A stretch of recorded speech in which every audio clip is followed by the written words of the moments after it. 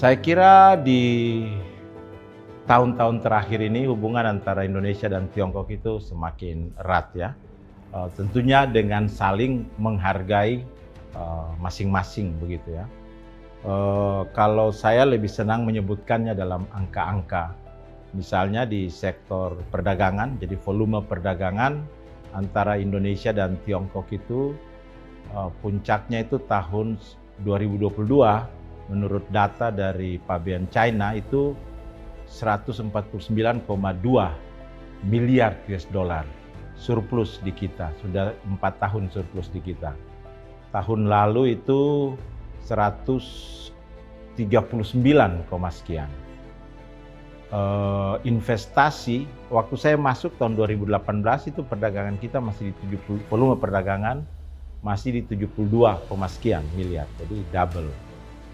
Investasi puncaknya juga itu tahun 2022 itu 8,6 miliar, itu realisasi, jadi bukan pledge ya, bukan janji.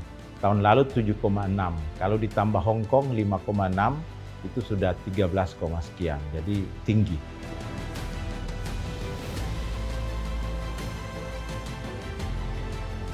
Hubungan ini terjalin dengan erat karena adanya hubungan yang dekat antara kedua pemimpin kita juga. Pemimpin Indonesia, Presiden Joko Widodo, dan Presiden Tiongkok, Presiden Xi Jinping.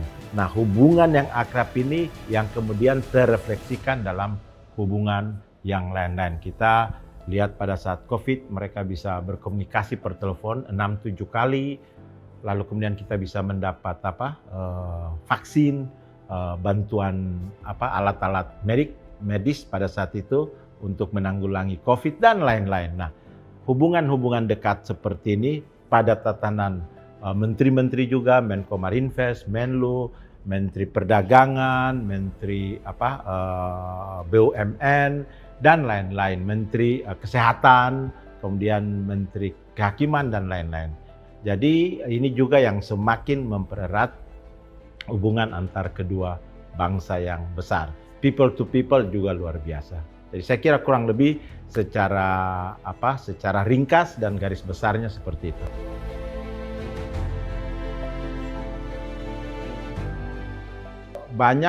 Beberapa hambatan perdagangan telah kita negosiasikan sehingga mempermudah ekspor produk-produk Indonesia.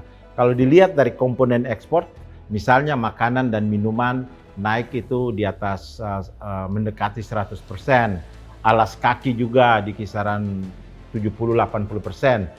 Akibat hilirisasi, produk-produk turunan dari nikel itu meningkat lebih dari 1000%. Jadi saya kira kita perlu memanfaatkan secara maksimal juga peluang pasar yang ada di Tiongkok.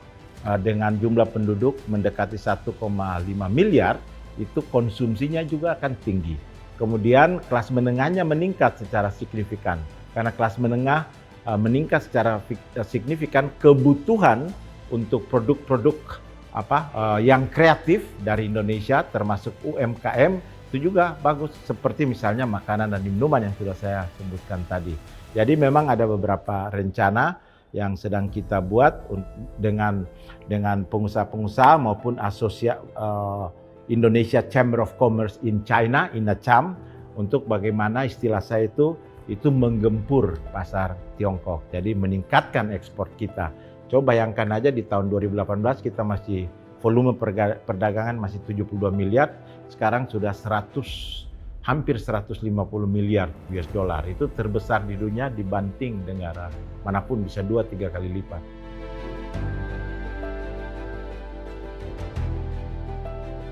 Kunjungan tersebut sangat baik. Tentunya beliau diundang oleh pemerintah Tiongkok dan bisa melakukan pertemuan dengan Menhan, dengan Perdana Menteri, kemudian kunjungan kehormatan istilahnya kepada Presiden Xi Jinping. Sama seperti kalau Menlu China Xi juga kan melakukan kunjungan kehormatan kepada Presiden kita, Presiden Joko Widodo. Nah, itu juga dilakukan pada saat berkunjung ke sana, dan menurut hemat kami, karena kami mendampingi beliau, kunjungan yang produktif, kunjungan yang mudah-mudahan nanti hasilnya itu akan berkontribusi pada pembangunan Indonesia ke depan. Beberapa program disampaikan oleh Bapak Menhan Pak Prabowo, termasuk kebijakan keberlanjutan daripada hal-hal yang telah dilaksanakan oleh Presiden Joko Widodo. Juga kita mengunjungi sekolah yang menyajikan makan siang gratis di sana. Jadi bagaimana itu sudah dilakukan di China sejak puluhan tahun lalu begitu. Jadi ya ini mungkin bisa ada manfaatnya buat kita.